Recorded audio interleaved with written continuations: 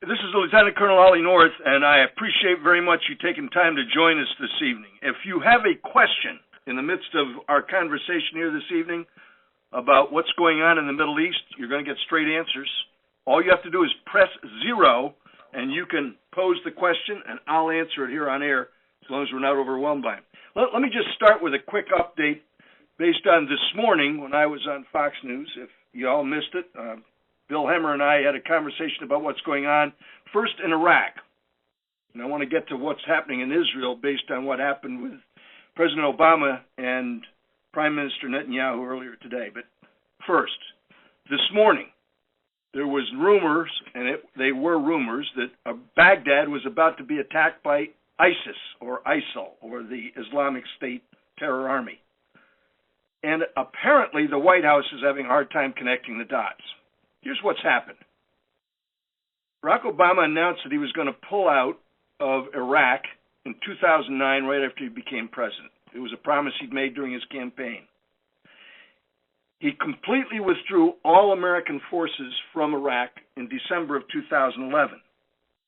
Then, after he threatened Assad by drawing a line in the sand, threatening serious consequences for using chemical weapons, Assad used chemical weapons, killed hundreds of people, and obviously set the course of the resistance, the rebels, to his brutal regime back significantly.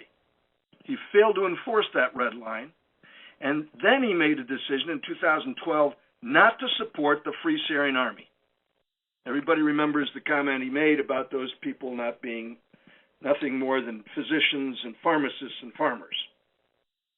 And then he described in February of this year that ISIS was nothing more than the JV. Well, that was the same month, in February of 2014, that they captured Ramadi and Fallujah and Al-Khan, 3 places in Anbar province, Iraq, where I have spent many, many months covering U.S. soldiers, sailors, airmen, guardsmen, and Marines. For years, we were told bin Laden is dead, Al-Qaeda is on the run, they've been decimated, and now they're saying they've wiped out the core of Al-Qaeda. That's not true. And I want to make sure you understand why it's not true. But first, those of you who have just joined, welcome to this conversation about what's really happening in the Middle East and Israel. We're going to get to Israel in just a minute. If you have a question, press 0, and you can log your question in, and we'll get to them here when I finish my little monologue here. The intelligence community of the United States, which consists of the DIA, the CIA, the National Security Agency, we all heard all the 3-letter acronyms, has been describing what's going on in Iraq and in Syria now for 2 years, warning everybody that would listen, and apparently nobody at the White House did, about the terrible consequences of what was taking place with the growth of what originally was called ISIS, then ISIL, and now the Islamic State. The so-called Khorasan group is actually the core of Al-Qaeda.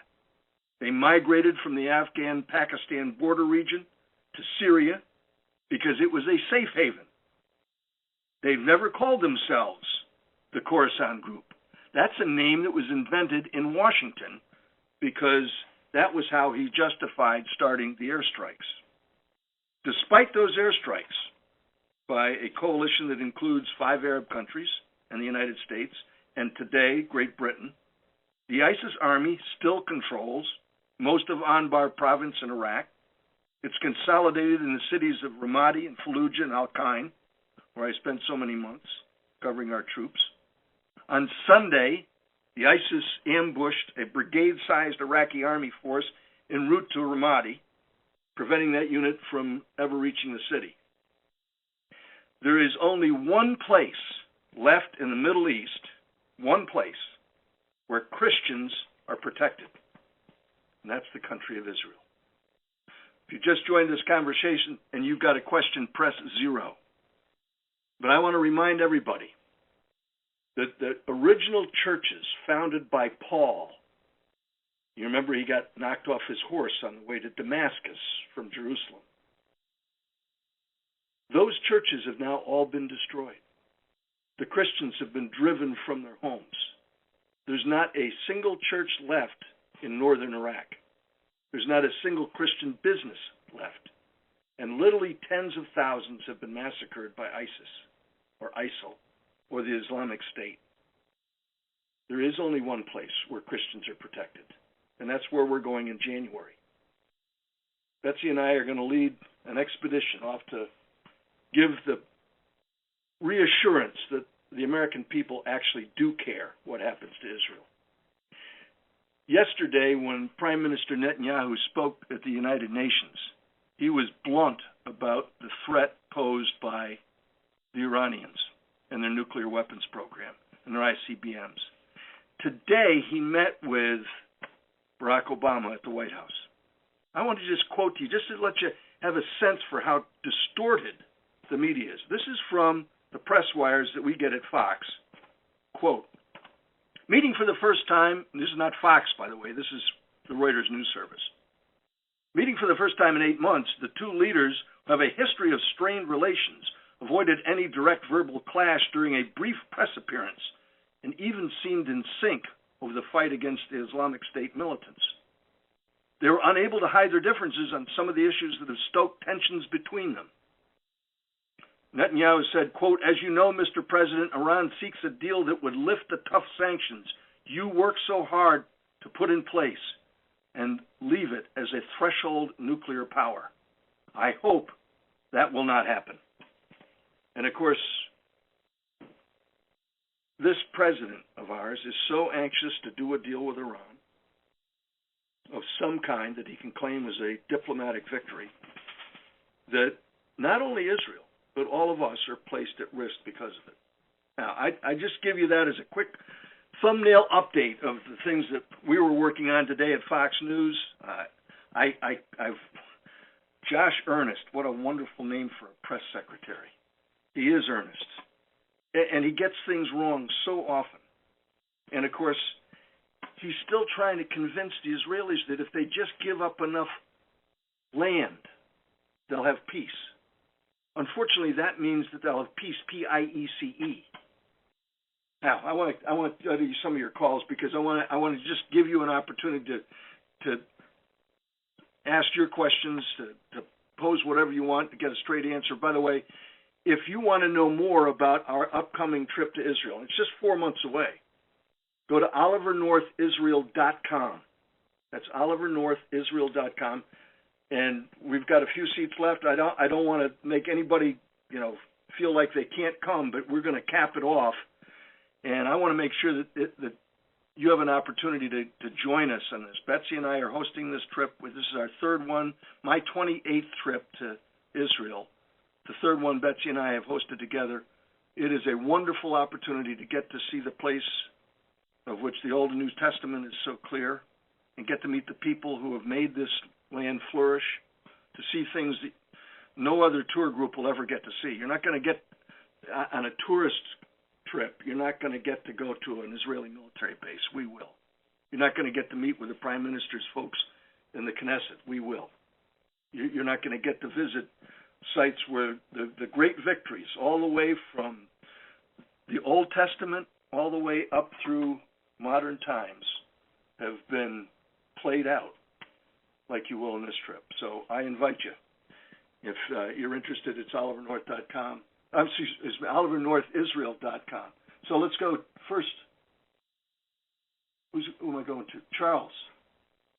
Charles, your question is, when are we going to start supporting Israel? Well, I give you, this is my opinion now. I work for a president who reminded us that we have a rendezvous with destiny. He believed, and I believe, Ronald Reagan I'm talking about, that the destiny of Israel was closely tied to our own. If we abandon Israel, as has been suggested, and by the way, during the most recent 50-day fight against Hamas, the Israelis were threatened with a cutoff of ammunition and spare parts by the Pentagon at the direction of the White House. So, it's the kind of thing you would hope wouldn't happen, because They are our closest ally in that part of the world, in a part of the world where we need friends. And I look at the places that we visit out there. Can you imagine what it would be like to have to pay a Dahimi tax to whatever Islamic State is going to, arise out of this disaster that's going on in Iraq and Syria? Yeah, they keep it open as a kind of a Disney World kind of thing. They charge us a fee to go there. They charge us, money to get in the door and to go visit the holiest of sites in all Christendom.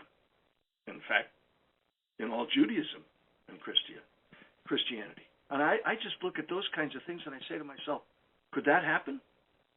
If we don't stand with Israel, if we don't show our support, manifest it in a way that gives them confidence, that could indeed happen. I mean, Israel, the Israelis that I have come to know and love over the course of many years now, since my time at the White House, are not, they're not ashamed to stand up and say the words "never again." Never again is not a political slogan in Israel. It is a fact of life. It is a way of life.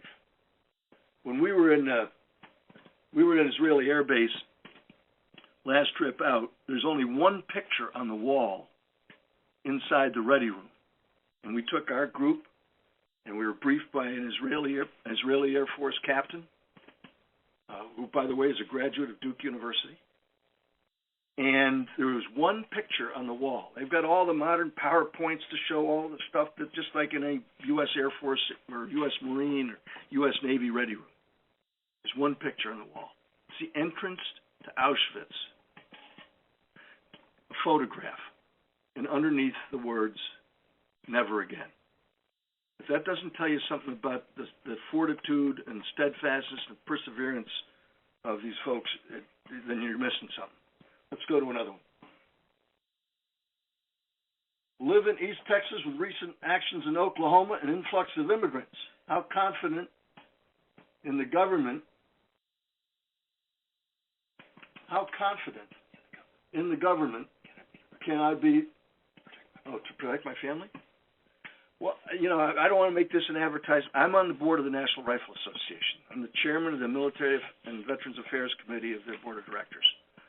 I think there's a reason why the National Rifle Association membership has gone from about almost 4 million to almost 6 million in the last couple of years.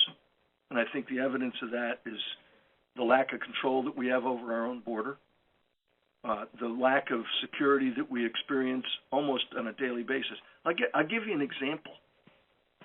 You are safer in Israel, okay? You are safer in Israel than you are in any city in America. If you're listening to the sound of my voice anywhere in America right now, you are safer in Israel than you are right here at home. Why is that? Well, everybody has a gun in Israel. They're required to have a gun. Everybody's required to serve in the military. And they know that at any moment they could have to defend themselves. They don't have time to go to the armory, draw the weapon. When the balloon went up 2 months ago, every Israeli reservist, which is the bulk of Israel's military, went to their muster stations with their weapons. And I think there's a reason why in America, I think the world of law enforcement, we go out and we recruit law enforcement to join the National Rifle Association. I work with them every day. I stopped and saw the sheriff out here in Clark County, Virginia on my way home tonight. And yet, we all know that the very best we can hope for is that they'll get here in a few minutes after the 911 call.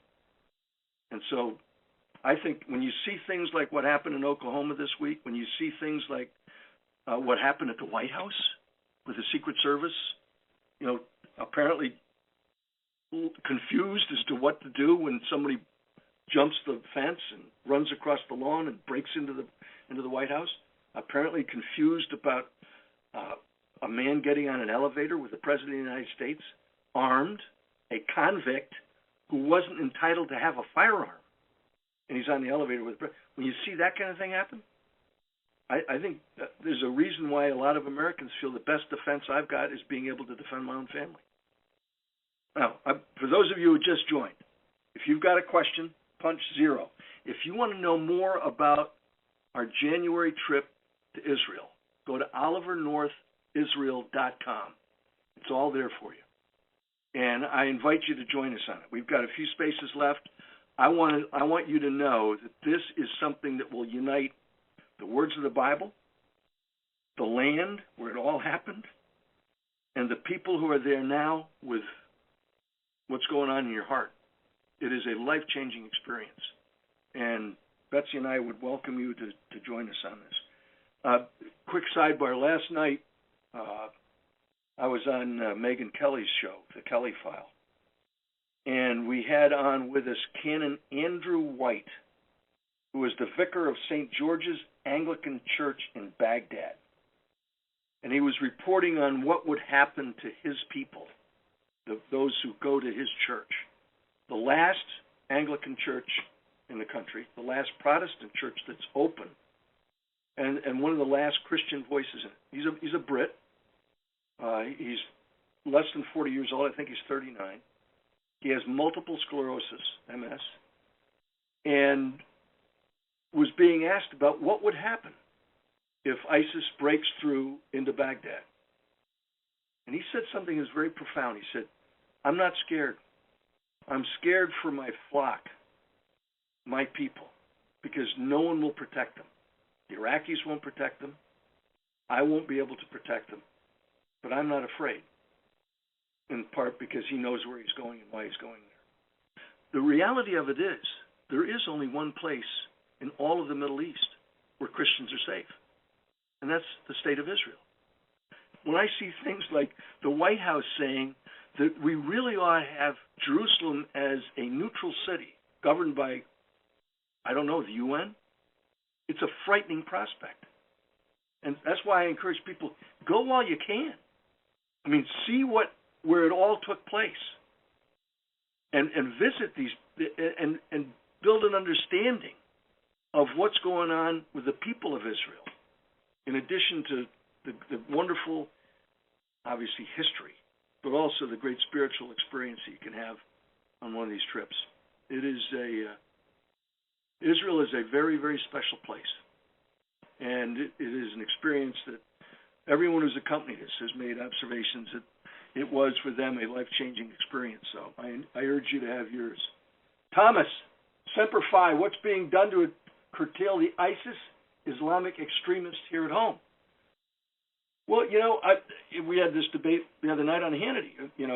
There are people who don't believe that you ought to have a right of freedom of expression. I think what you've got is that the pendulum has swung so far in the other direction that the leadership in Washington has become hostile to those of us who have, let's call them, traditional values. Those of us who believe in, if you will, the pillars of what made our society what it is. And so you have colleges inviting, convicted murderers to speak. That was a topic that was being talked about today. You have radical Islamists who are given a platform to say whatever they want. You have then very disturbed people like the gentleman down in Oklahoma, who then, in a copycat sort of manner, enticed, radicalized, whatever, inspired is the word that the Islamists use, and commits a horrendous, heinous crime. In large part because there's no one calling them to account. I keep hearing that there are moderate Muslims that are opposed to them. You don't see them going up and standing on the street corner screaming and yelling, "Stop it." I mean, the reality of it is we've become so tolerant of the worst kind of rhetoric that it no longer is safe. I'm not urging anybody to abridge any of the Bill of Rights, but I'm suggesting that if enough people stood up and said, not enough of this stuff.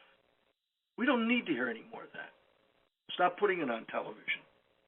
I mean, Fox has gone to great lengths to avoid putting some absolutely horrific visuals up on the screen. You can find them on the internet.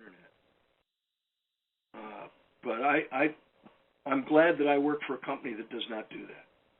And there's some really vicious stuff that's up there. I want to just make an observation. When Prime Minister Netanyahu left the United Nations, he was heckled.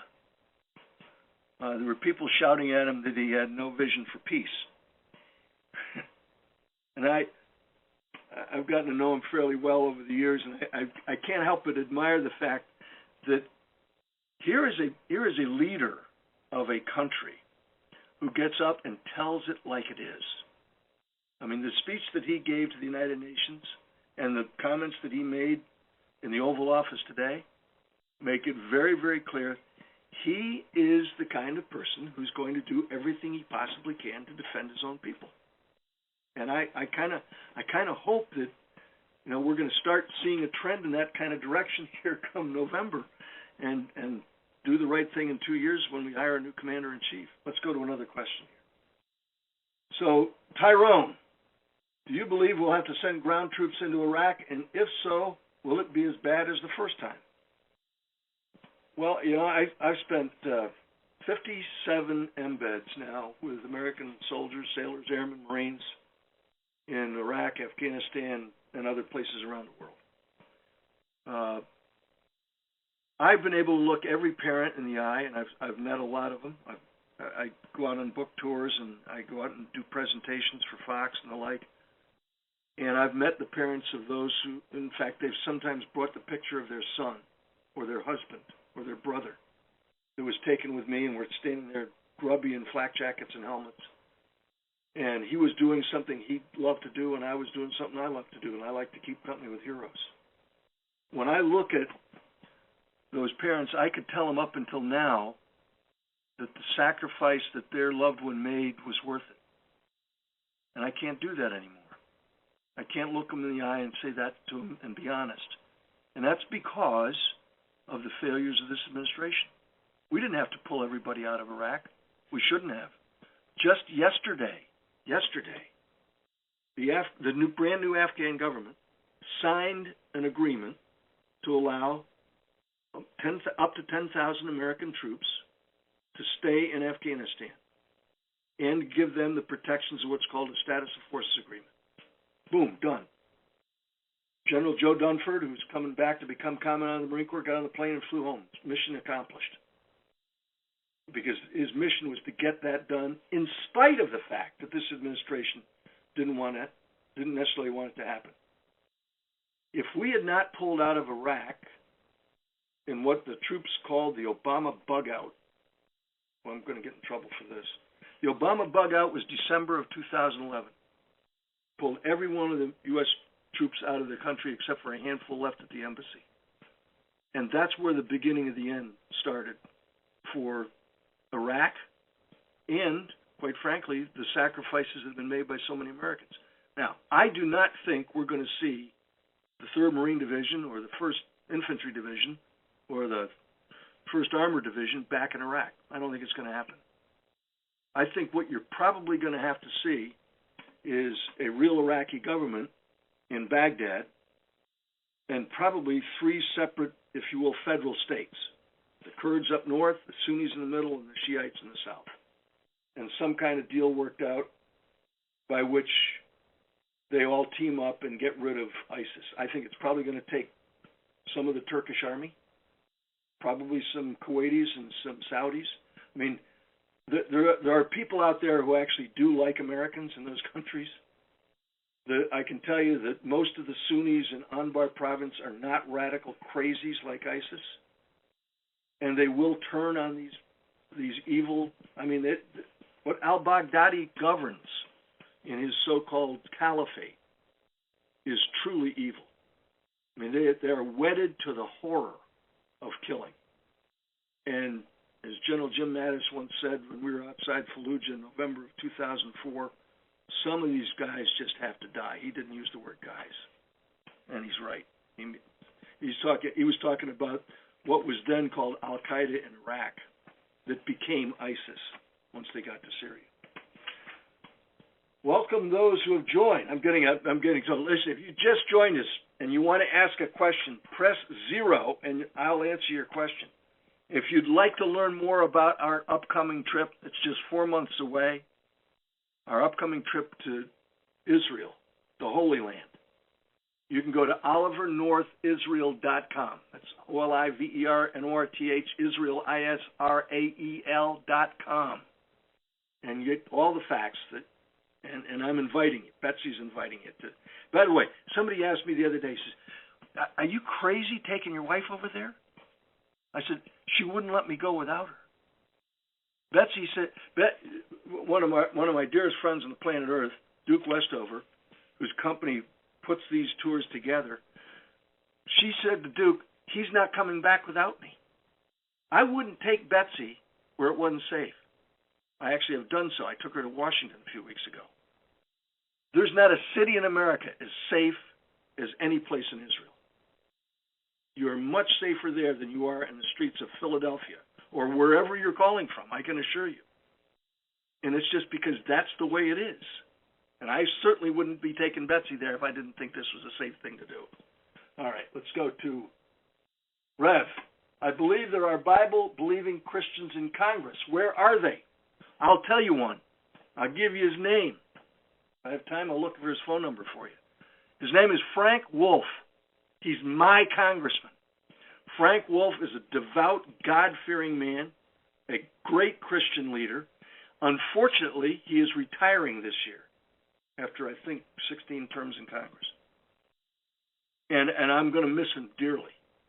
I'm going to turn out on November 4th to vote for his replacement, who I hope is going to be the candidate from the same party. But Frank Wolf is such a person. I can't speak for the other people because I don't know him as well, but I can tell you I know Frank Wolf, and I know he's the kind of person you and I would want to keep company with. And truly is that kind of person. So I know 1 out of 535. That's not bad. Who's up? Obama seems to be laying this at the feet of Maliki. What role does he have in the mess in the Middle East? If by he you mean Obama, this is a self-constructed disaster, self-inflicted wound. Look, it begins with the phony campaign promises in 2008. He's going to end these wars responsibly. Remember those words? Right after he gets elected, he says, "I'm going to get everybody out of Iraq." And everybody cheers wildly. The bug out in December of 2011 set the stage for all of this. Then he fails to back up his own resolve that he was going to punish al-Assad if he ever used chemical weapons. Al-Assad used chemical weapons 3 times, and there were no consequences. He drew a red line with a pink crayon and did nothing about it. And that enticed others. And then he failed to support the so-called Free Syrian Army, which at the time had a lot of people who had defected from Assad's army. And once you've made that cascade of errors, it's hard to get away from it. So Maliki was an evil guy, don't get me wrong. But Maliki would have had to deal with senior U.S. military people and senior leadership, and the threat if you started to do what he eventually did, and that is he sanitized the Iraqi military, which in 2009 was more than capable. And I'm not trying to promote Fox News here, but I spent at least 11 embeds between Ramadi and Fallujah in Iraq. Okay, on all but one of them, I wore a flak jacket and helmet 24/7, week after week, month after month. My last trip out there in 2009, I walked down the main streets of Fallujah and Ramadi without anything on but a jacket. And the Navy SEALs and Marines that accompanied us walked the same way. You could walk right into the soup. The Iraqi police and the Iraqi army, well trained by the Americans, were doing what they were supposed to do.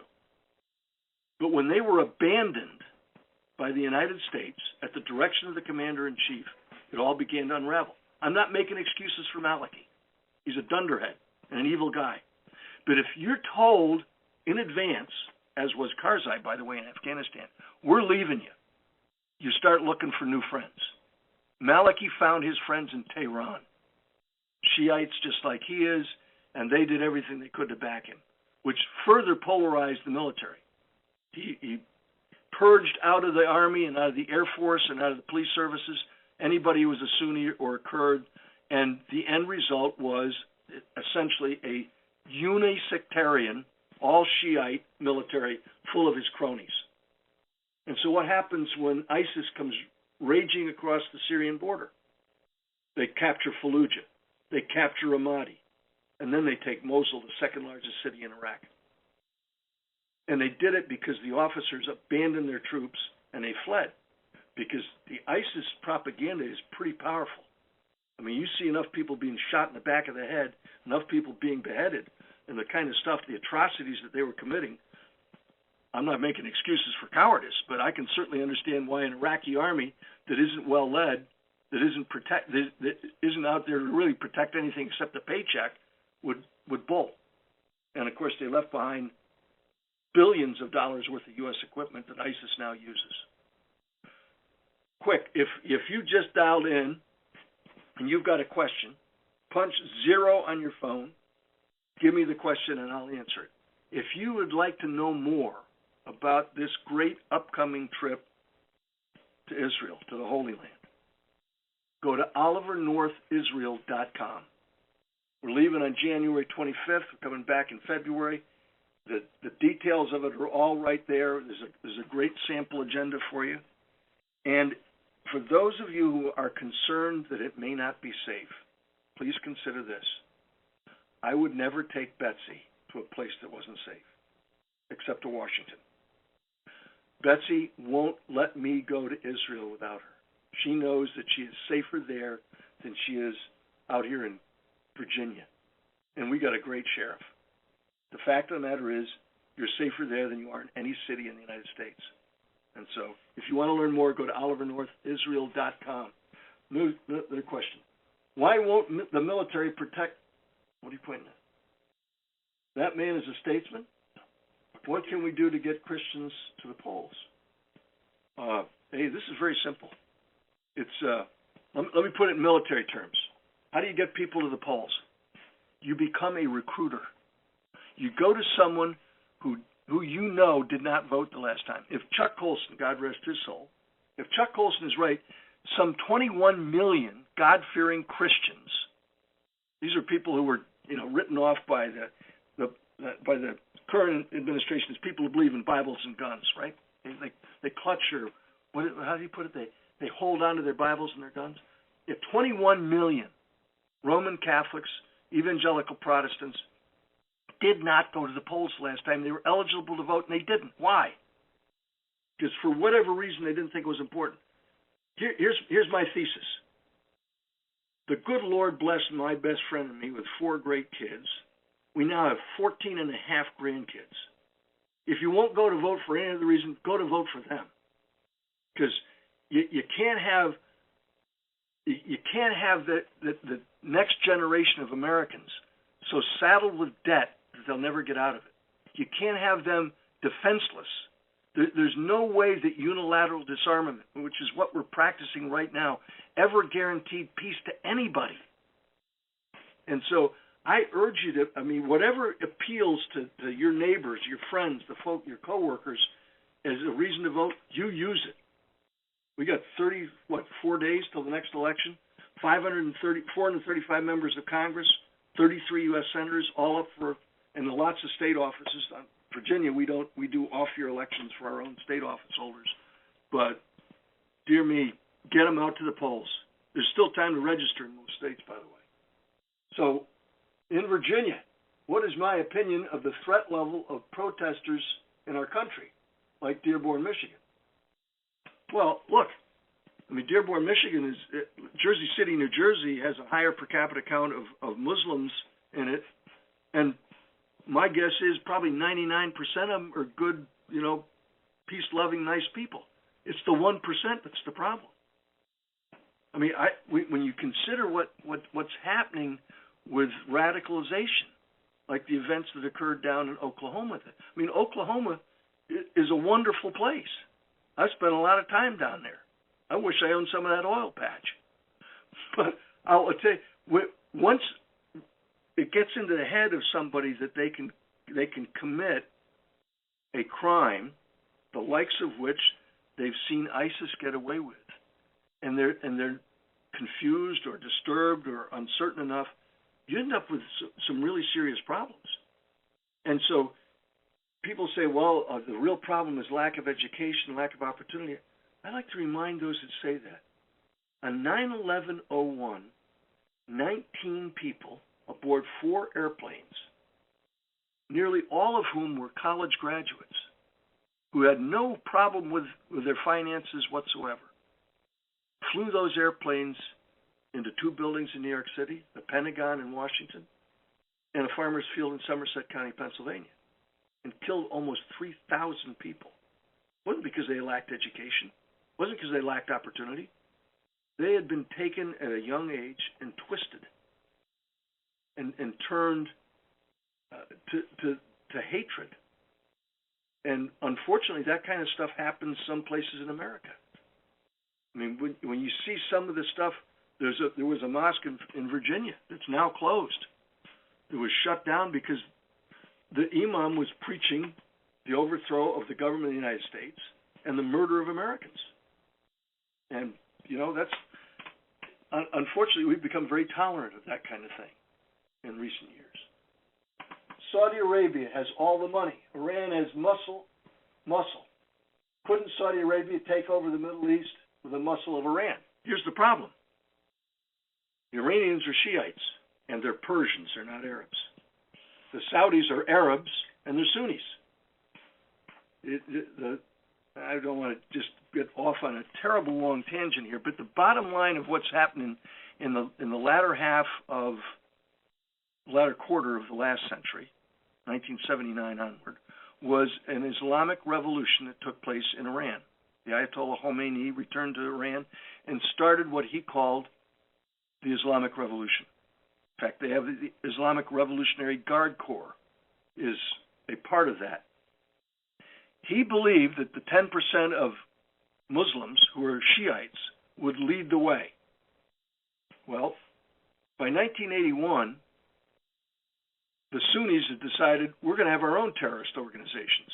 And so you have Wahhabis and Salafists and the kinds of folks who believe in very radical theology, who are Arabs and mostly Sunnis, who become things like Al-Qaeda. And so the likelihood of the Iranians and the Saudis working together on anything is remote at best. In fact, what's very possible is that you would end up with, if things go badly with this effort to keep Iran from getting a nuclear weapon, the Saudis will get their own. I mean, that's where we're headed. I mean, Obama came to office promising non-proliferation. And unfortunately, the end result may well be a lot more nuclear weapons in the world than we ever saw before. There is a great video at olivernorthisrael.com, and it's me and Betsy talking about this great trip. We are leaving on January 25th. I invite you to be part of this. It is a visit to the only democracy in the Middle East, the closest ally we have, maybe in the world. It is to a country that has a slogan, never again, that's not political. Never again is a way of life. It is a remarkably safe place to be. I would not take Betsy there if it were not. And she does not want me to go without her. And this is an opportunity to be part of a wonderful experience in a part of the world. It's a place where lives are changed. And we've seen that happen out there. Why was Obama the one to give the order to stand down in Benghazi? No, never gave the order to stand up. Here, I'll ask you the question that nobody wants to answer. Where was Barack Obama as our consulate in Benghazi was being burned and our ambassador and 3 other Americans were being murdered? You gotta see. I know that's an embarrassing question. Where was he? Where was he that he couldn't make it to the White House Situation Room? Where was he that in the run-up to it, every terrorist organization has an anniversary of some kind or another. 9/11 is always going to be an anniversary. 9/11, no matter what year you put after it, is going to be an anniversary date. Back in the old days, when I was on the National Security Council staff with President Ronald Reagan, we knew every terrorist organization, the Red Army faction, the Baader-Meinhof gang, the Red Brigades, the PFLP-GC, all these terror organizations had their own little anniversaries. And we always geared up in those places where they were, like Italy, and for the Red Brigades, or the Red Army faction in Germany, the Baader-Meinhof. All of those groups had their little, and you'd always put extra security on. Why didn't they do that? What was wrong with them that they didn't look forward to say, 9/11's coming up. Maybe we ought to put some Marines out there and beef up the embassy and beef up the consulate. Instead, they pulled them out. Why? I mean, those are the kinds of questions I hope that the Special Select Committee will eventually get to. Unfortunately, it's not going to get answered before this election this year, because I think there's criminal culpability in a lot of that. But did he issue the stand-on order? No, never. He never issued any orders. And tragically, that's kind of where we got to in this administration, where the dog ate my homework. I just didn't know. I found out from the press. David in Virginia, how can I show my support for Israel? Well, you can come with us. I mean, we're going to meet with some very leading officials out there. Now, I can't tell you exactly where the Prime Minister is going to be because I don't know right now, but I can tell you this. They are anxious to know that Americans support them. They're anxious to know that they still have the backing. I don't care what your political perspective is, that they have the backing of the American people. The first country to recognize the existence of Israel as a state was Harry Truman's administration in the United States of America. They want to make sure that we've got that. So my encouragement to you is, if you can't make it with us, then go somehow and express that. And by the way, any one of these news agencies that's out there reporting the negativity coming out of this Oval Office meeting today, you just take the time to go up on one of their websites and say, you know what? I think Netanyahu is right. I think Obama was wrong to go after him. I think Netanyahu is right to say the United States needs to back us up in the sanctions against Iran. Instead of the negativity that comes out of this White House every time Prime Minister Netanyahu shows up, it's negative. I'm stunned by it. Texas, what is the most effective war plan to destroy ISIS? Well, we're never going to see that. I mean, that would take.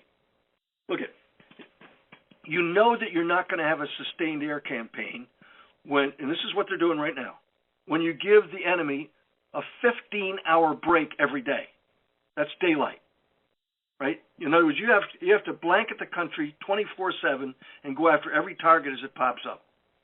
And that will distract and disrupt enough of ISIS that you could then hope some ground force could go in. I am not advocating sending in the 1st or 3rd or 2nd Marine Division. I am advocating that what we've got to do is entice others to do that fight for us. There's other big armies out there, and they're Arab armies. And Syria is an Arab country. And the Turks may well turn out to be willing to work because suddenly they're overwhelmed like Jordan has been with refugees. Which, by the way, the only country where a Christian is safe today as a refugee is Israel. And that's a fact of life. Did I get off topic? Are we helping Jordan to the best of our abilities? If not, what else can we do? Look, we need to pray that the Hashemite kingdom of Jordan does not collapse under the weight of refugees. There's probably close to 2 million refugees. They don't even know how many they've got there. And Jordan is just overwhelmed with refugees. So too are parts of Lebanon. They're trying to get away from the Hezbollah when they go into Lebanon. So now is Turkey.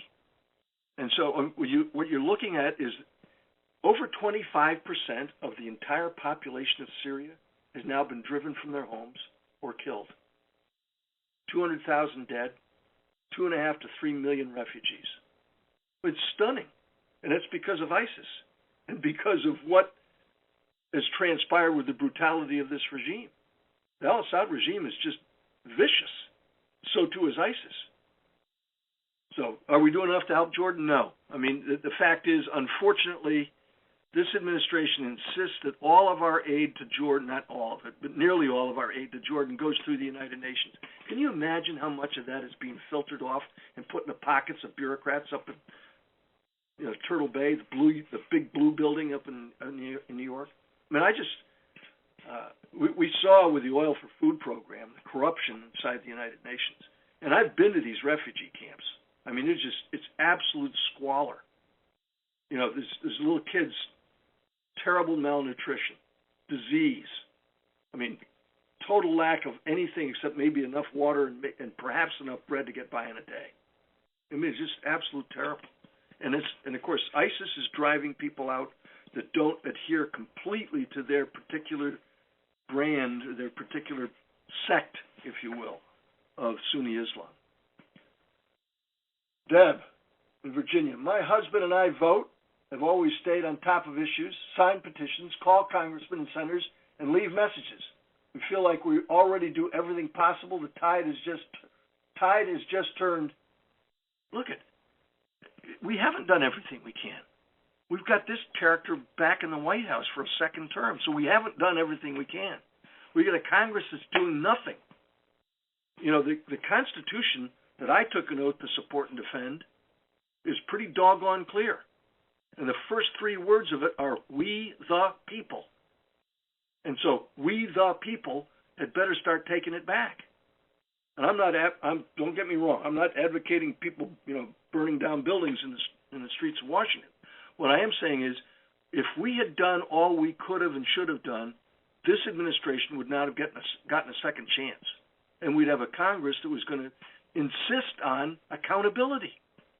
I mean, how the heck can it be that here it is, an American diplomatic compound is burned to the ground, the U.S. ambassador and 3 Americans are murdered, and we still have not had one single person has been apprehended for that?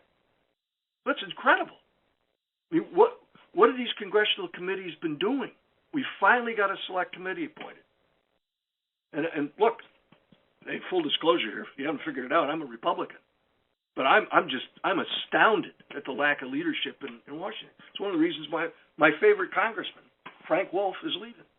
It's why Mike Pence, now the governor of Indiana, left. So don't give up. Persevere. Become a recruiter. And support a good local candidate who's, even if it's for the school board, start out somewhere. Last call for questions. Calvin's giving me instructions here. So press 0. Okay, last call for questions. Press 0 because we're going to end this thing in 9 more minutes. Look, I want to make sure that you all have a chance to look at that video. Go to olivernorthisrael.com. If you've ever been touched by the desire to see where it all happened, this is a chance to do it. Not only will you get a great grasp of the current situation, you'll get to meet some of the people that have designed Iron Dome. You're going to meet some of the folks who have fought for their country repeatedly because those words, never again, mean something far more than a political slogan. You're going to get to walk the ground where, I can put it no other way, my Lord and Savior walked. You're going to see the places he saw. You're going to see what moved Peter and 11 others to follow him. And if every person who's been on one of these with us has said to me, it's one of the most profound experiences of my life. And so if you've got an interest in it, go to olivernorthisrael.com. Take a look at that video that we put together. It's even more descriptive than I'm being right now. I just want to know,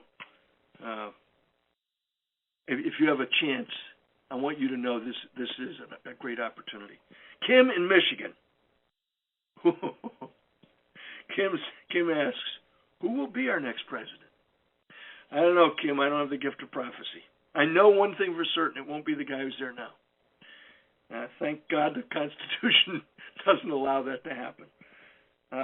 My hope is that it's a person who respects that Constitution, who understands that there is a balance of power, that there's a requirement that you govern all of America, not just a little fraction of it, or not just part of it. That the rule of law applies to everybody. That the noblest thing that anybody can do is to serve others, and that soldiers, sailors, airmen, guardsmen, Marines that I get to keep company with for Fox News are the noblest of that bunch. They deserve better than a coffee cup in a hand when they get a salute coming off a helicopter. They deserve to have their commander-in-chief go by and visit them in the hospitals more than this guy's bothered to do. They don't. The Navy corpsman, not corpsman, who saved my life, is now a doctor at that hospital. And without getting anybody in trouble, it's a shame how few times that this commander-in-chief has bothered to even acknowledge what goes on out there, and the families that have lost so much. I don't know who it's going to be, Kim. I just know it won't be this guy. I hope it's going to be a person who understands the things that are really important in life to all of us, that will govern fairly, that will give us the kind of governance that we deserve. Maybe we're getting what we deserve right now. I don't know. I hope not. I just want my kids and my grandkids to have the same kind of opportunities that I've had in life. I want your kids and your grandkids to have that same thing. And my concern is if a lot of us just stay home the next time around, we could end up with something just as bad or worse. Wish I knew the answer to your question, but I don't. But I do appreciate you taking time. Oliver North. I keep saying the wrong one. I've given you the Fox News one. It's olivernorthisrael.com. And one last question. Will there be more calls like this? Oh, you can go. I'll tell you what. Go to Facebook and follow me there. And if there is, we'll announce it there for you and make sure that you have a chance to join in. Thank you again for making time. For those of you who have never been, those of you who have been before on just a tourist expedition, come with us in January because it's an experience of a lifetime. It is the kind of thing in the kind of place that you will never, ever have a chance to repeat. And I'm not saying that because I'm there. I'm saying it's because of the way this is put together for you to have the chance to walk in the footsteps of where it all began for me and those I love. And I've had this wonderful opportunity to take people with us on these trips before, and it means a lot to me to have company like yours. God bless you, and thank you very much for taking